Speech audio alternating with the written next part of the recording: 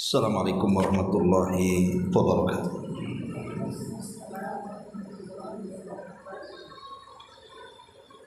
Alhamdulillah wassalatu wassalamu ala Rasulillah wa ala alihi wa sahbihi wa mawalah wa la hawla wa la quwwata illa billahi wa ba'du. Kita lanjutkan kembali kajian kita, masih membahas tafsir surah Al-Insan, dan kita masuk pada ayat ke-6 dan seterusnya.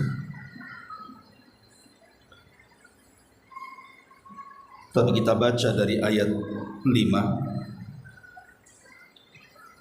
A'udzubillahi minasyaitonirrajim. Bismillahirrahmanirrahim. Inna a'tadna lil kafirina salasilan wa aghlalan wa sa'ira. Innal abrara yashrabuna min ka'sin kana mizajuha kafura 'ainan yashrabu biha ibadullahi yufajjirunaha tafjira. Yufuna bin nadhri wa yakhafuna yawman kana syarruhu mustatira wa yut'imuna at-ta'ama ala hubbihi miskinan wa yatiman wa asira. Innama nut'imukum liwajhillah la nuridu minkum jazaan wala syukura inna nakhafu min rabbina yawman abusan qamtarira. Allah Subhanahu wa ta'ala berfirman, sungguh kami telah menyediakan bagi orang-orang kafir itu salasila, rantai-rantai, wa aghlalan, dan juga belenggu, wa sa'ira, dan neraka yang menyala-nyala. Dan sungguh orang-orang yang berbuat kebaikan itu akan minum dari segelas air yang campurannya adalah air kafir,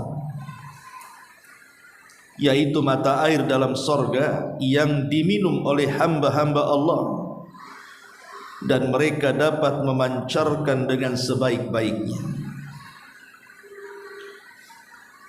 Mereka adalah orang-orang yang memenuhi nazarnya dan takut akan satu hari yang azabnya merata di mana-mana. Lalu mereka memberikan makanan yang disukainya kepada orang-orang miskin, anak yatim, dan tawanan-tawanan perang, seraya berkata, sungguh kami memberi makan kepadamu hanyalah karena mengharap wajah Allah, kami tidak mengharap balasan dan terima kasih dari kamu. Sungguh kami takut akan azab Rabb pada hari ketika orang-orang berwajah masam penuh dengan kesulitan. Ma'asyiral muslimat yang dimuliakan Allah Subhanahu wa ta'ala, ayat ini menjelaskan kepada kita tentang dua akibat yang disebabkan oleh dua kelompok.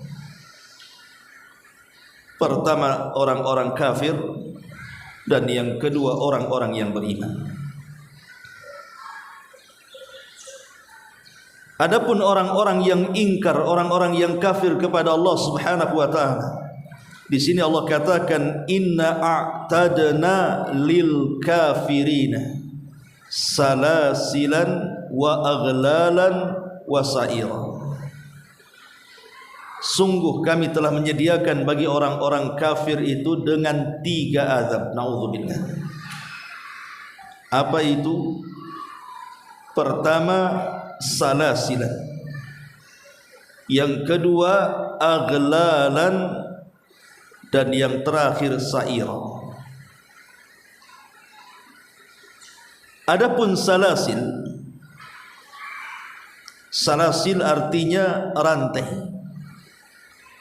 Kalau kita sering melihat di dunia orang-orang yang mereka ditangkap karena kriminal kemudian dimasukkan ke dalam penjara, sering kita lihat mereka dirantai. Tapi rantai di dunia ini paling sebatas hanya sekedar di kaki, kalau memang kriminalnya berat, ataupun rantai yang ada di tangan. Terkadang rantai itu beruntai kepada tangan-tangan yang lainnya. Itu rantai bagi penjahat di dunia, hanya diikatkan di tangan, di kaki, atau boleh jadi di leher. Tetapi salasil yang Allah Subhanahu wa taala sediakan kelak pada hari kiamat bagi orang-orang kafir itu bukan diikat di tangan, bukan pula di kaki, tapi dimasukkan lewat mulut dan keluar dari lubang-lubang. Ibu kalau melihat ada orang yang memanggang ayam utuh, biasanya akan ditusukkan besi dari mulutnya sampai ke duburnya. Lah begitulah gambarannya penduduk neraka itu. Allah Subhanahu wa taala akan rantai mereka dengan cara memasukkan rantai itu ke dalam mulutnya, kemudian keluar dari duburnya. Kemudian terkadang para malaikat itu akan memegang rantai itu kemudian memutar-mutar. Bayangkan diputar-putar, kemudian dijatuhkan ke dalam neraka.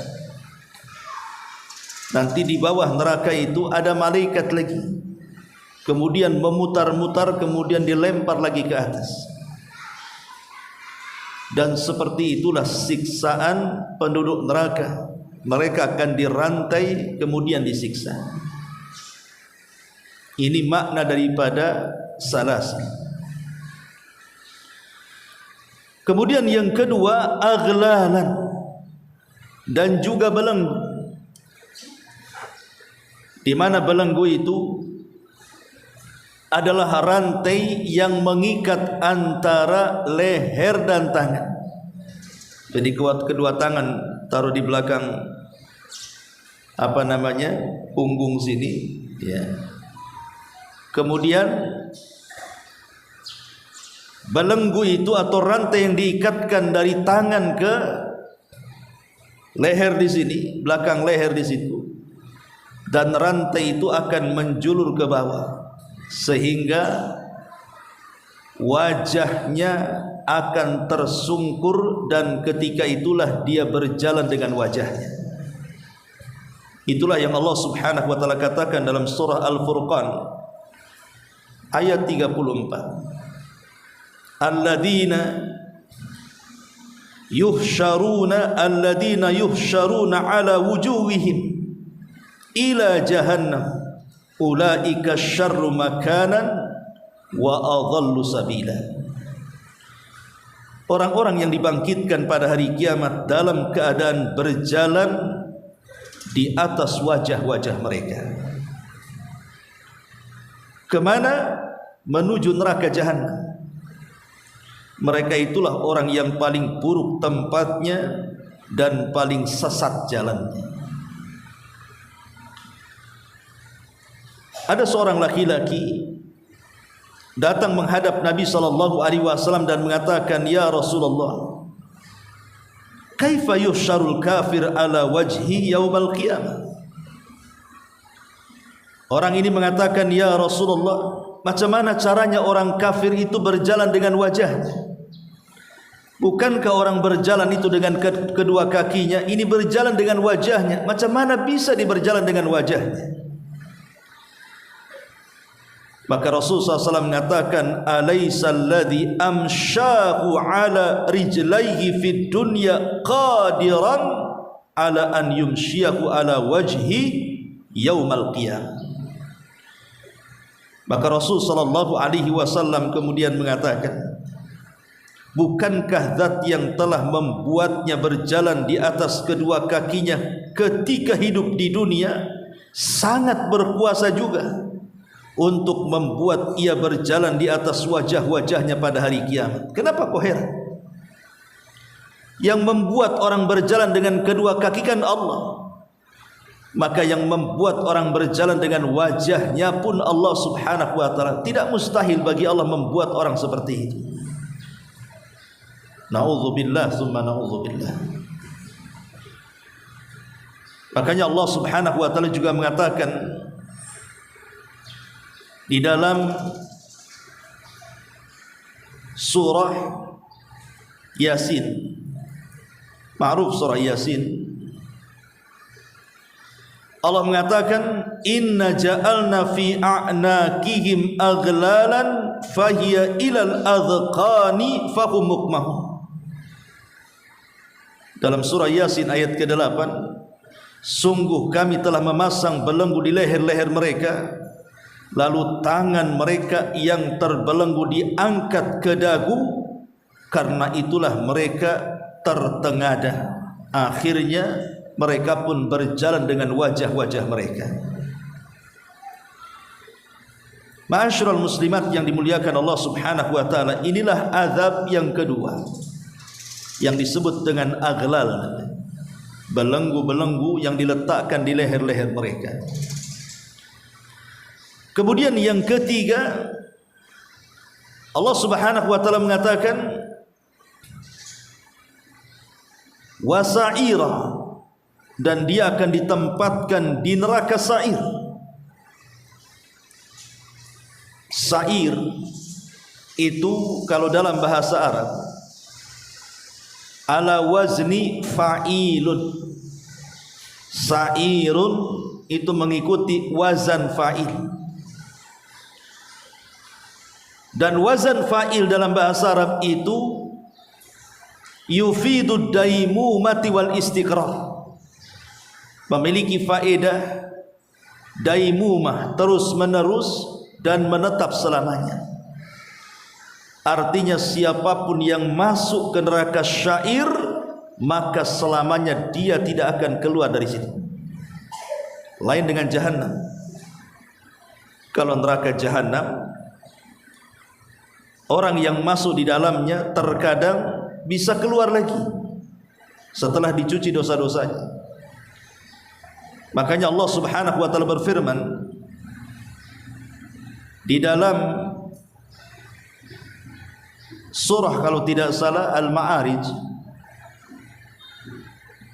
surah Al-Insan, walaqad zayyana as-samaa'a ad-dunya bimasabiha wa ja'alnaha rujuman lisyayatin wa a'tadna lahum adzabas sa'ir walilladzina kafaru birabbihim adzabu jahannam wa bi'sal masir. Dan sungguh kami telah menghiasi langit itu dengan bintang gemintang yang indah, dan kami jadikan bintang-bintang itu rujuman lisyayatin, sebagai pelempar bagi setan-setan.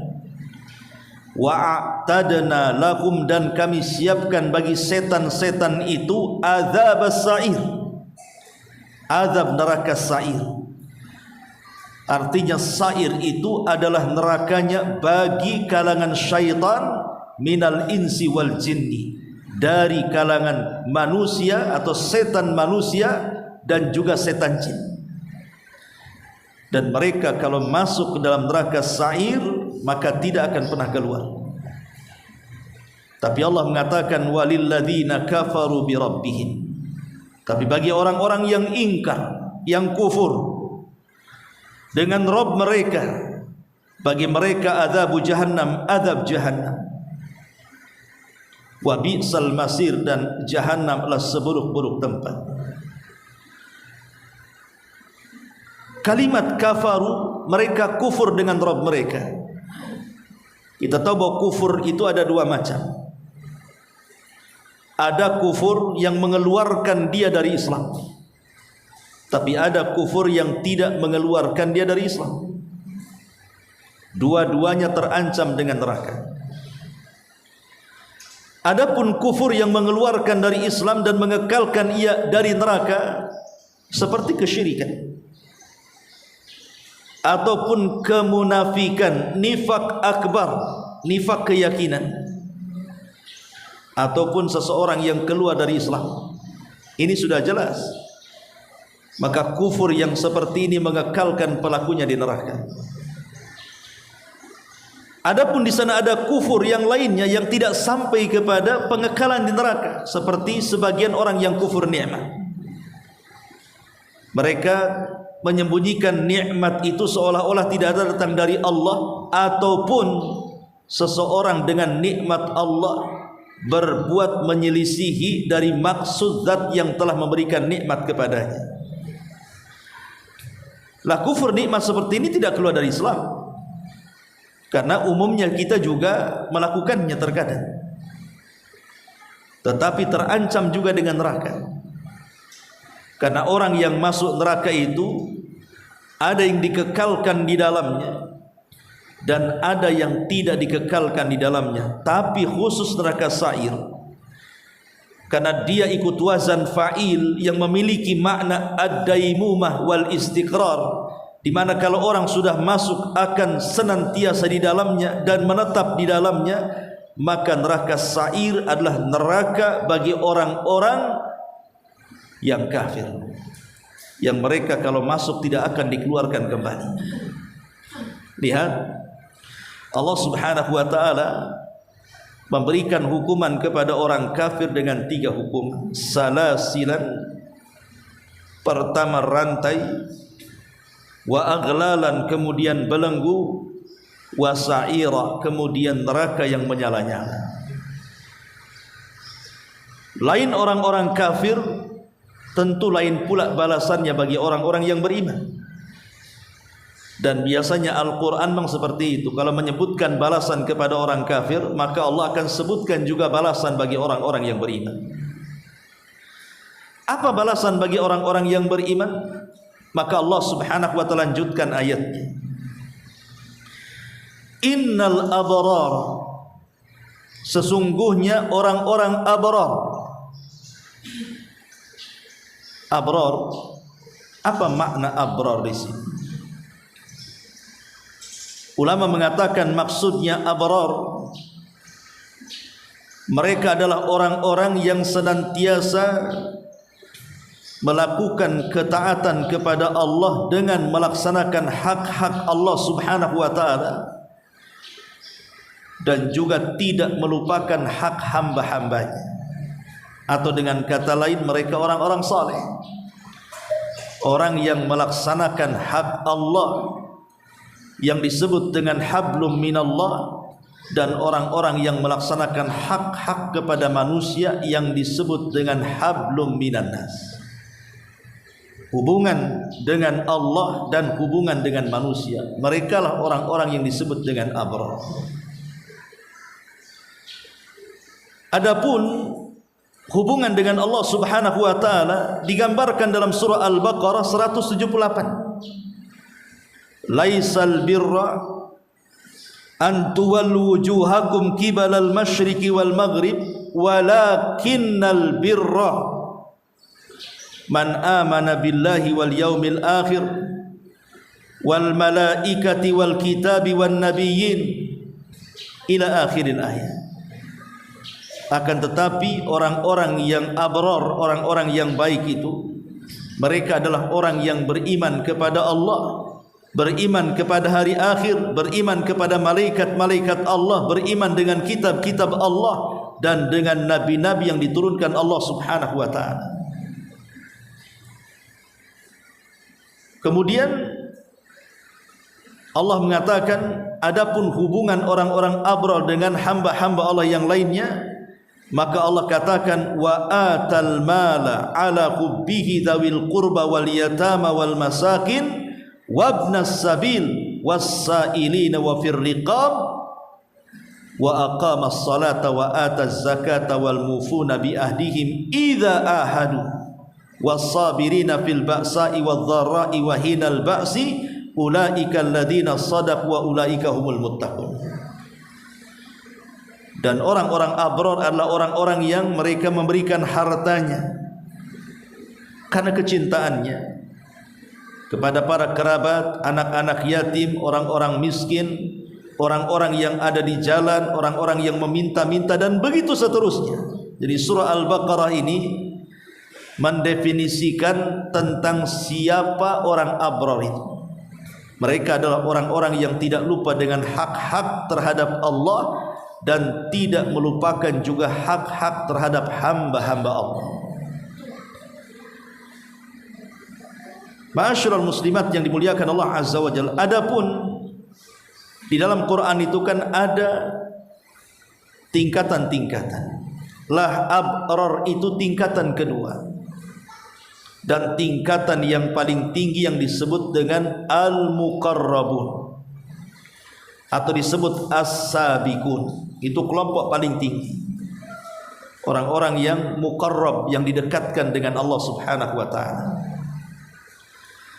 Adapun kemudian tingkatan yang kedua itu disebut dengan ashabul yamin, kelompok kanan, atau dengan kata lain mereka adalah orang-orang yang disebut dengan al-abrar dalam ayat ini. Mereka adalah orang-orang dari kelompok kedua yang akan mendapatkan kenikmatan Allah Subhanahu wa taala di surga.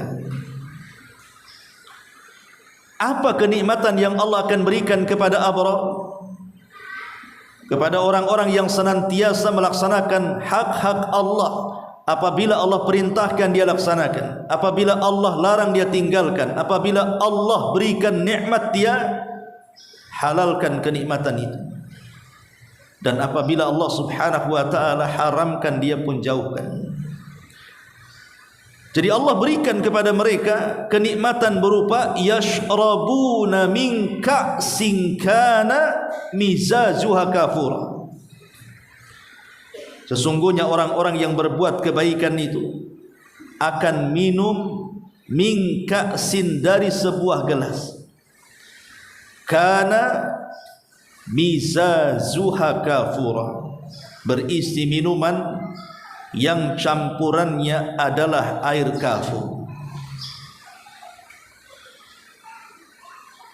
Kita tahu bahwa di sorga itu ada minuman namanya tasnim. Tasnim itu minuman yang paling lezat. Kalau minuman yang Allah berikan kepada para muqarrabun, maka minuman ini akan diberikan secara murni kepada mereka tanpa ada campuran. Tetapi kalau tasnim ini diberikan kepada al-abrar, maka minuman ini tidak akan diberikan secara murni, tetapi akan diberikan campuran kafir. Kalau saya buat analogi seperti ini, umpamanya ada dua tamu yang datang ke rumah saya atau ke rumah ibu. Yang satu tamu kehormatan, yang satu tamu biasa. Kemudian ibu tidak punya minuman kecuali hanya sedikit dari air susu. Maka kemudian ibu akan membagi dua tuh air susunya. Masalahnya, kalau seandainya dibagi dua gelas, maka tidak akan cukup. Ya mungkin satu gelas setengah. Tentu ibu akan membagi dua. Ini yang air susu murni, tidak ada campuran, akan diberikan kepada tamu kehormatan. Kemudian air susu yang kedua yang cuma sedikit, ibu campur dengan air, kemudian diberikan kepada tamu biasa. Kan rasanya berbeda kan? Yang susu murni itu tentu lebih lezat dibandingkan susu yang dicampur banyak air kan? Ya sesuai dengan tingkatan, karena yang diberikan susu murni tamu kehormatan kan begitu. Adapun yang dikasih campuran air ya tamu biasa. Itulah analoginya muqarrabun dengan al-abrar. Ya. Itu yang dimaksud dalam ayat ini, kana mizajuha kafur. Adapun para muqarrabun, mereka akan diberikan air dari tasnim itu, air yang sangat murni, yang sangat lezat, tidak ada campurannya. Karena mereka muqarrabun, didekatkan dengan Allah Subhanahu wa taala, mereka levelnya tertinggi di surga. Tetapi tingkatan kedua al-abrar tentu tidak diberi seperti itu, tapi akan dicampur baurkan dengan kafir. Karena mereka tingkatannya kedua tidak boleh sama dengan muqarrabun. Ma'asyiral muslimin wal muslimat rahimakumullah. Dan ini bagian daripada kenikmatan. Yashrabuna min ka'sin, mereka akan diberikan minum dari gelas. Siapa yang menuangkannya? Apakah kemudian kita tuang sendiri? Tidak. Bagi para abrar sudah disediakan oleh Allah Subhanahu wa taala wildanun mukhalladuna. Mereka akan disediakan wildanun mukhalladun, anak-anak kecil yang dikekalkan kekecilannya. Seperti ibu punya anak kecil usia-usia 5-6 tahun lagi lucu-lucunya, segitu saja umurnya, enggak tambah-tambah. Tapi kan kalau di dunia kan tidak, lucunya sebentar saja, kemudian dongkolnya seumur-umur. Lucunya ya iyalah 3, 4, 5 tahun lucu-lucunya segitu saja. Kalau sudah 7-8 tahun udah hilang lucunya. Yang ada dongkolnya saja kita sama anak. Kalau sudah besar ya sewotnya lagi. Lah di sorga itu anak-anak kecil ini yang mukhallad akan senantiasa dikekalkan segitu saja. Dan itu bagian kenikmatan kan. Kenikmatan bagi kita ketika melihat anak-anak, ya namanya anak-anak, kalau penyayang anak itu walaupun dia salah tetap lucu anak-anak. Tapi begitulah bagian nikmat dari sorga, merekalah yang akan menuangkannya. Dan tidak pernah habis minuman di sorga itu. Lah dari sini Allah Subhanahu wa taala mengatakan yashrabuna min ka'sin kana mizajuha kafura.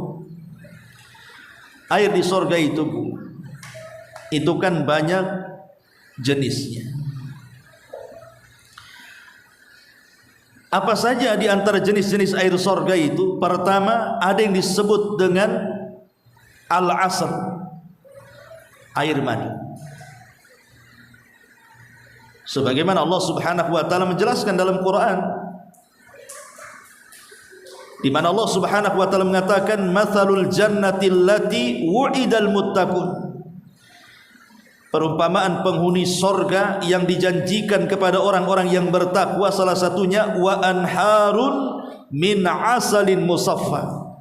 Ada sungai itu semua isinya adalah madu yang sudah disaring, murni.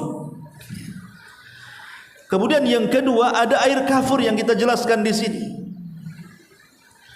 Kemudian yang ketiga ada air susu yang disebutkan juga dalam surah Muhammad ayat 15. Wa anharun min labanin lam yataghayyar ta'am. Ada sungai-sungai yang terbuat dari susu dan tidak pernah berubah rasanya, tidak berubah warnanya, tidak berubah baunya. Kemudian yang keempat ada air arak. Air arak ya maklum untuk mabok. Tapi tentu arak di dunia akan berbeda dengan arak di akhirat. Arak di dunia ini mengeluarkan bau tidak sedap kan? Baik peminumnya ataupun minuman yang diletakkan di ruangan. Ruangan yang ada araknya akan kita tercium baunya kan? Kemudian para peminumnya juga sama. Arak dunia itu membawa aroma yang tidak sedap.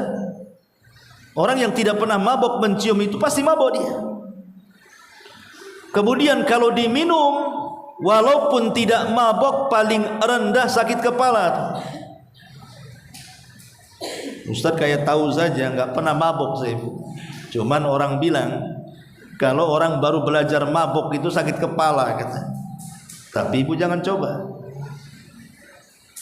Jadi arak di dunia ini paling rendah sakit kepala, ya paling tinggi nyungsep di parit lah. Orang mabuk, ya kan? Ngomong nggak jelas, udah hilang akalnya. Tapi khamar di akhirat tentu akan berbeda. Allah mengatakan yutafu alaihim bika'sim min ma'in baydha'a ladzati lisyaribin la fiha ghaulun wa lahum anhu yunzafun. Dalam surah As-Saffat ayat 45-47 diedarkan kepada mereka gelas-gelas yang berisi khamar dari sungai-sungai yang mengalir, warnanya putih bersih, sedap rasanya bagi orang-orang yang meminumnya. Tidak ada dalam khamar itu alkohol dan mereka tidak mabuk karenanya. Jadi tidak memabukkan khamarnya, sangat lezat bagi peminumnya. Dan siapa yang mabuk di dunia, dia tidak akan mabuk di akhirat. Man syaribal khamra fid dunya lam yashrabhu fil akhirah. Siapa yang minum khamar di dunia, maka dia tidak akan minum khamar di akhirat. Kemudian yang kelima ada air jahe yang disebut dengan zanjabila. Wa yusqawna fiha ka'san kana mizajuha zanjabila ainan fiha tusamma salsabila. Dan di sana mereka diberi segelas minuman bercampur jahe yang didatangkan dari sebuah mata air di sorga yang dinamakan dengan salsabila. Dan tentu berbagai macam ini yang dicantumkan dalam Quran. Jenis minuman di sorga itu pasti semua ada. Yang ada di dunia pasti ada di sorga. Walaupun perbedaannya hanya kesamaan nama tapi bukan kesamaan hakikatnya. Atau bahkan yang tidak ada di dunia semua ada di sorga. Karena sorga adalah ladang tempat kenikmatan bagi manusia. Ma'asyiral muslimat yang dimuliakan Allah Subhanahu wa taala. Kemudian Allah Subhanahu wa taala mengatakan, "Ainan yashrabu biha ibadullah yufajjirunaha tafjira." Yaitu mata air dalam sorga yang diminum oleh hamba-hamba Allah dan mereka dapat memancarkannya dengan sebaik-baiknya. Artinya mata air di sorga itu kapanpun kita mau, dari apapun minuman yang kita kehendaki, mau seperti apa rasa yang kita maui, itu tinggal ya di situ mungkin ada tembok, tinggal dipencet saja temboknya, keluar air. Ya. Dulu di zaman Bani Israel, ketika Bani Israel kekurangan air karena paceklik yang berkepanjangan, akhirnya kemudian mereka pun datang kepada Nabi Musa alaihi salatu wassalam agar meminta kepada Allah minuman yang bisa mereka minum. Maka Allah Subhanahu wa taala perintahkan kepada Musa, anidrib bi asakal hajar, pukullah dengan tongkatmu batu itu. Apa yang terjadi? Keluar air dari batu itu. Maka Bani Israel kemudian membawa batu itu. Kalau batu itu dibawa maka tidak keluar airnya, tapi kalau batu diletakkan maka keluar airnya. Tapi di sorga itu tidak perlu dibawa dan diletakkan. Ini di dunia. Bani Israel susah harus membawa meletakkan kan begitu. Tapi di sorga tidak seperti itu. Di sorga itu tidak pernah kita bawa, bahkan air itu yang mendatangi kita dan kita tinggal meminumnya. Ibu bisa minum sambil baring, bisa minum sambil duduk, bisa minum mungkin lewat jendela, bisa minum sambil di bawah pohon. Di mana saja ibu duduk tinggal minta air itu sudah ada di hadapannya.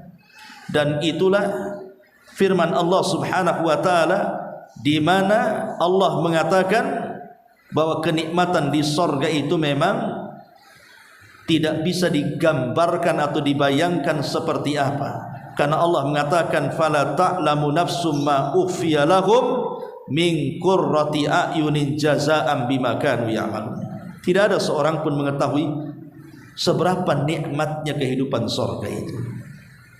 Karena Rasul mengatakan mala ainun ra'at wala udhunun sami'at wala khatara ala qalbi bashar. Tidak pernah dilihat mata, didengar telinga, terlintas di otak manusia pun tidak bisa, saking nikmatnya. Kemudian Allah Subhanahu wa taala berfirman setelah menjelaskan tentang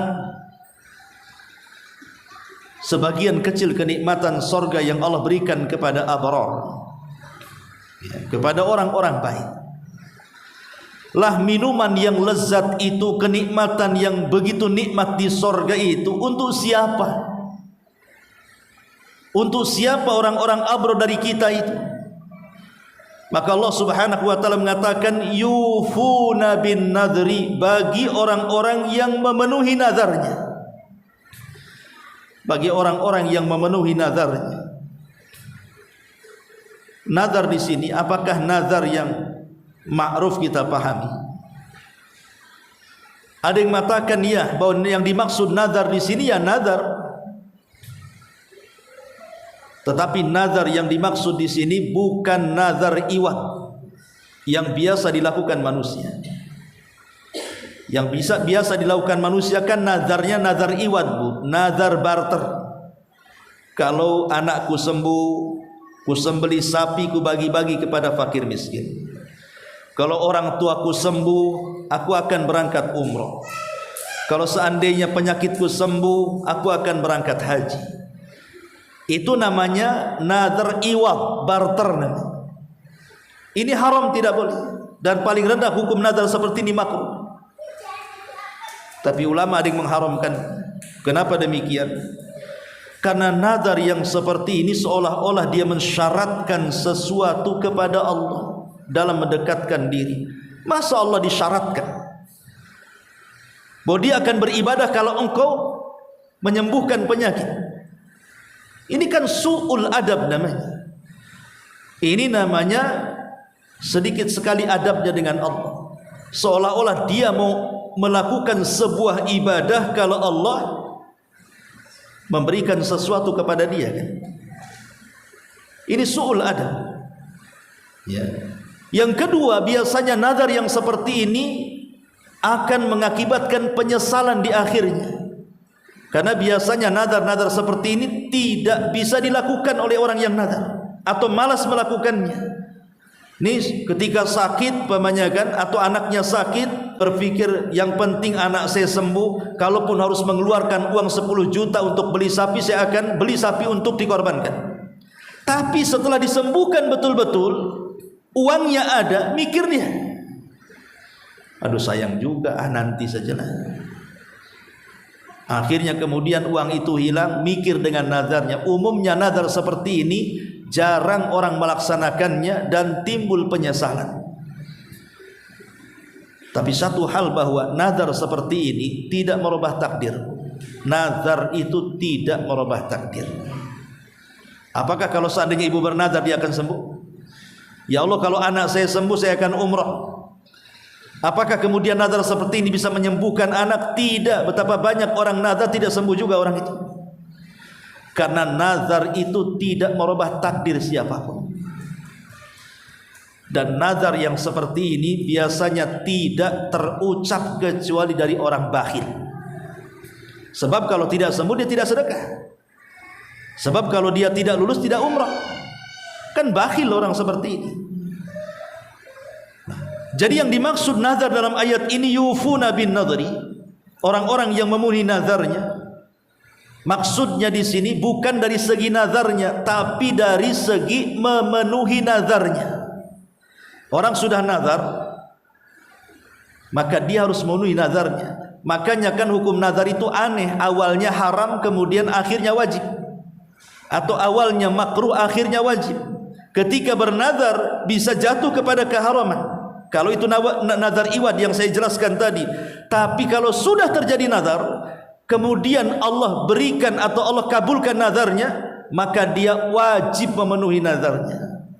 Jadi Allah hanya memuji orang-orang yang memenuhi nazar, bukan orang yang bernazar. Kecuali kalau nazarnya itu bukan iwad, bukan barter, ya nazar-nazar biasa saja. Ya nantilah kalau habis gajian bulan ini saya akan nazar, saya akan berikan uang ini kepada anak-anak yatim. Kan gak ada masalah itu. Ya kan tidak ada barter di sini. Hanya ingin nazar begitu saja kepada Allah Subhanahu wa taala, antara dia dengan Allah yang tahu. Ya. Jadi yang pertama, orang-orang yang akan mendapatkan kenikmatan sorga yang dijelaskan dalam ayat sebelumnya adalah orang-orang yang melaksanakan nazarnya.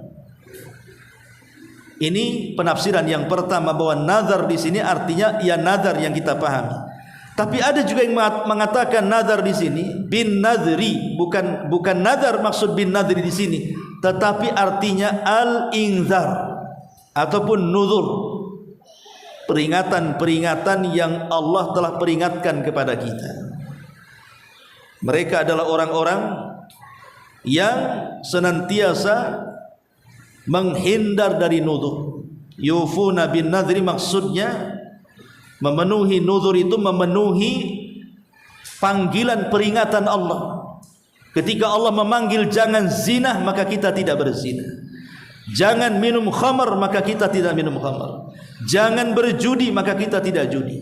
Jangan dusta, jangan ghibah, jangan namimah, maka kita tidak dusta, tidak namimah, tidak ghibah. Jadi dia melaksanakan peringatan-peringatan yang Allah peringatkan. Itu maksud penafsiran yang kedua bin nadri di sini. Maksudnya melaksanakan, memenuhi nuzur setiap yang diperingatkan Allah Subhanahu wa taala. Kemudian ada juga yang mentafsirkan maksudnya bin nadri di sini artinya al-wajibat, kewajiban-kewajiban. Jadi orang-orang yang melaksanakan kewajiban seperti salat 5 waktu, puasa Ramadan, kemudian haji dan begitu seterusnya. Kemudian yang kedua, wa yakhafuna, amalan yang kedua, mereka takut yauman, akan satu hari, kana syarruhu mustatira, di mana keburukannya itu menyebar kemana-mana. Apa yang dimaksud syarruhu mustatira? Keburukannya menyebar. Karena nanti pada hari kiamat orang-orang yang masuk neraka itu jauh lebih banyak dibandingkan orang-orang yang masuk ke dalam surga. Bandingannya, satu masuk ke dalam surga, 999 masuk neraka. Jadi bandingan penduduk surga dan neraka itu 1 berbanding 999.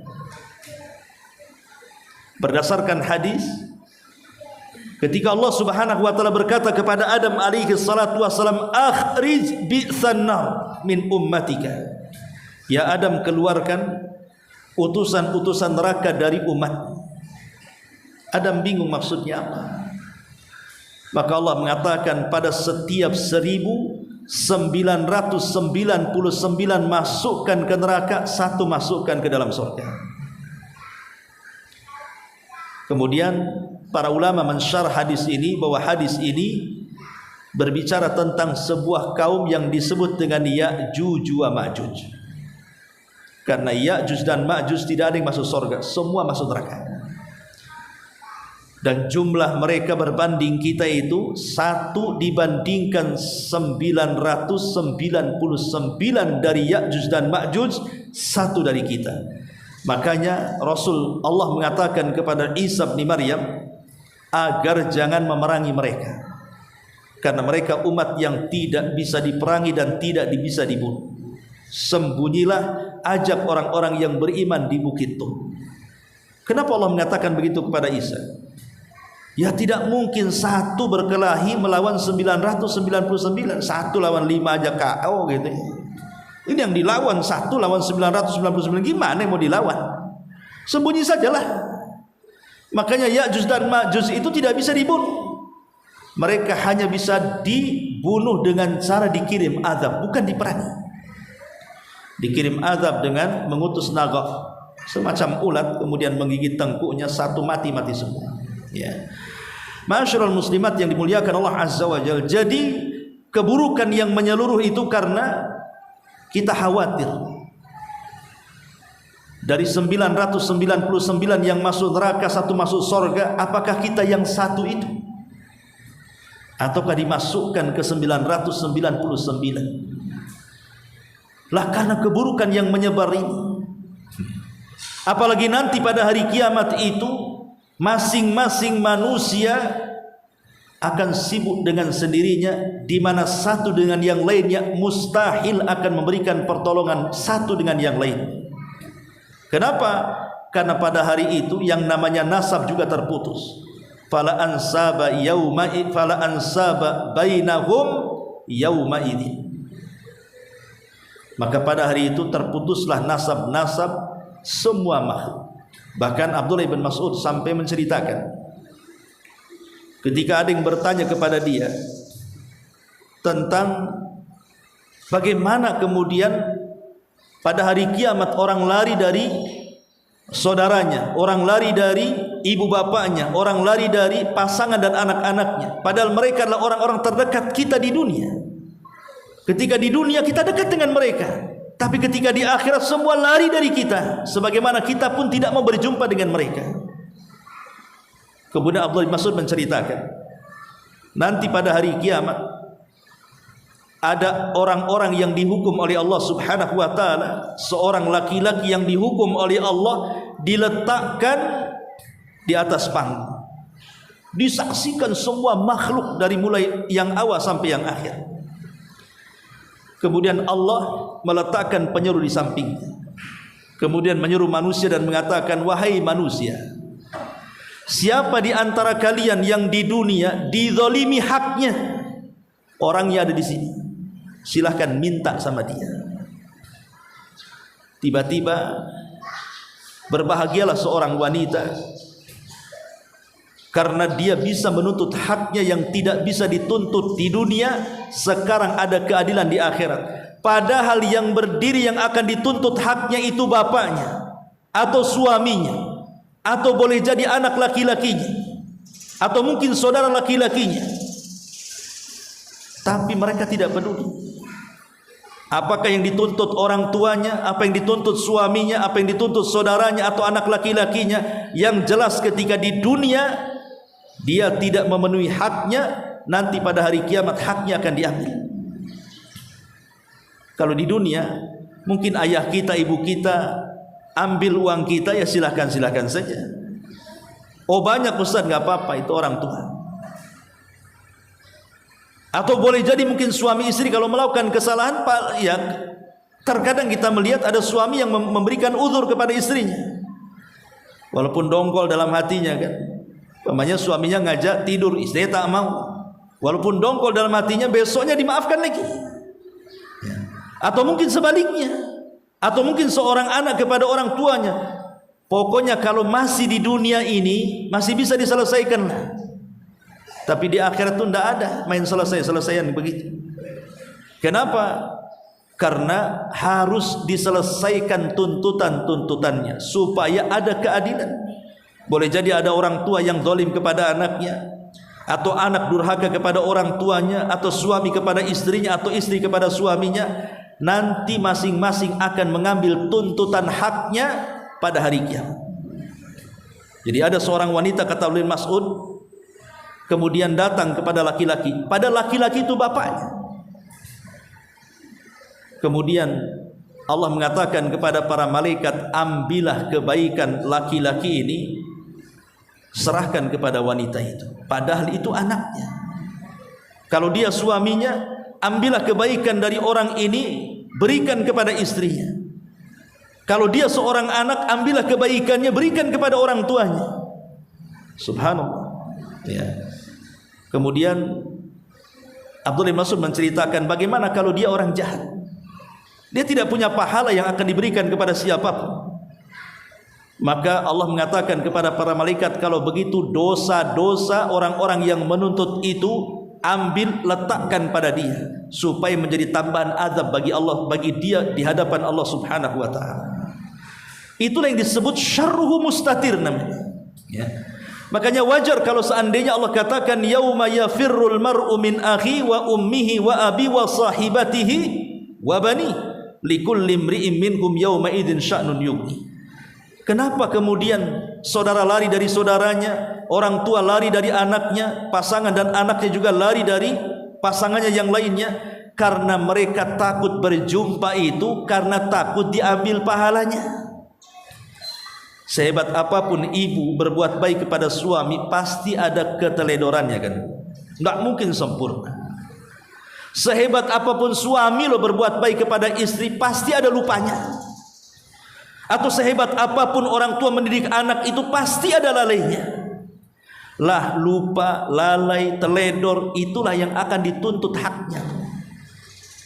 Tapi kata para ulama, kalau dia orang baik, pamannya ibu nih, sudah berusaha memberikan hak terbaik bagi suaminya, atau kalau seorang suami sudah berusaha memberikan hak terbaik bagi istrinya, atau orang tua sudah berusaha mendidik anak-anaknya, tapi qadarullah ada kelalaian, dan kelalaian itu kemudian menjadi tuntutan pada hari kiamat, sampai akhirnya pahala kita habis diambil dia, dan tersisa hanya sebiji darah umpamanya. Maka sebiji darah ini akan dilipat gandakan kembali sampai akhirnya dia dimasukkan ke dalam surga. Kenapa? Karena memang dia orang baik. Ya, kalau orang baik masih ada kesempatan masuk surga. Tapi kalau dia orang jahat, maka pahalanya akan diserahkan kepada orang yang didoliminya, sementara dosa orang yang banyak menuntutnya akan diserahkan kepadanya. Na'udzubillah. Itu yang disebut syarruhu mustatira. Kemudian juga yang ketiga, wa yut'imuna at-ta'ama ala hubbihi miskinan wa yatiman wa asira. Kemudian amalan yang ketiga, amalan yang kedua merasakan takut. Kemudian amalan yang ketiga memberi makan dari harta yang sangat dicintainya kepada siapa?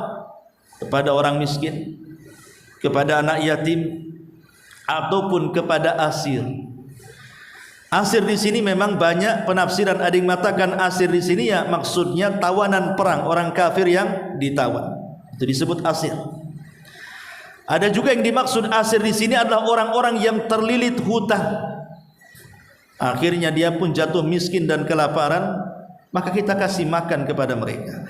Atau yang disebut dengan asir di sini adalah orang-orang yang berada di penjara yang kekurangan makanan. Jadi amalan yang sangat afdol, yang sangat agung adalah ibu memberi makan orang-orang yang di penjara kalau seandainya pemerintah kurang bertanggung jawab. Memberi makan orang-orang yang di penjara itu, maka kita memberi makan mereka sesuatu amalan yang baik. Ya. Itu maksudnya asir. Ya.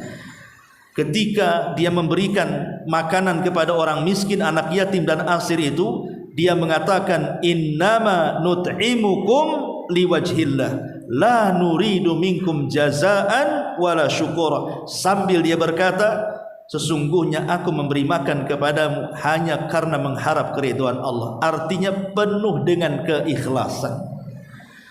Dia memberi makan kepada orang miskin bukan karena riya, supaya mandang atau dipandang manusia ibu itu seorang dermawan, orang yang baik hati, orang yang mudah terenyuh, orang yang mudah memberikan kasih sayang sehingga manusia memujinya. Bukan, tapi betul-betul karena keikhlasan kepada Allah. Liwajhillah, mencari wajah Allah. La nuridu minkum jaza wala syukur, di mana dia tidak mengharapkan balasan sama sekali. Begitu juga tidak menerima ucapan terima kasih. Makanya Aisyah radhiyallahu anha apabila memberi sesuatu langsung ditutup pintunya. Aisyah ini kalau ada pengemis datang, kemudian diberikan roti makanan, sebelum pengemis itu mengucapkan terima kasih, jazakillah khairan, ditutup. Aisyah tidak mau mendengar kalimat itu. Itulah ayat di sini, wala syukurah. Dia tidak mau mendengar ucapan terima kasih. Kalau kita ditunggu kan, kok nggak dapat terima kasih? Dah sekali aja. Adabnya nggak bagus katanya. Masa anak kasih dia nggak ada ucapan jazakillah khairan? Kalau kita kan, berarti kita kurang ikhlas itu di sini. Jadi Aisyah itu kalau memberi, Sebelum dia mengucapkan terima kasih langsung masuk tutup pintu. Jadi bagaimana keikhlasannya luar biasa seorang Ummul Mukminin radhiyallahu anha ini. Dan ini mencegah adanya apa? Adanya riya kan. Dikhawatirkan kemudian dia berterima kasih, memuji, akhirnya besar kepala pula kita. Nah, inilah yang kemudian Allah mengatakan innama nut'imukum liwajhillah la nuridu minkum jazaan wala syukura. Sesungguhnya kami memberi makan kepadamu hanyalah karena mengharapkan keridhaan Allah, kami tidak mengharap balasan ataupun ucapan terima kasih dari kamu. Kenapa? Inna nakhafu min rabbina yawman abusan qamtarira. Sungguh kami takut akan azab Tuhan pada hari ketika orang-orang itu berwajah masam penuh dengan kesulitan. Wallahu alam. Sampai di sini dulu ayatnya. Sebelum saya tutup, silakan kita buka tanya jawab dulu.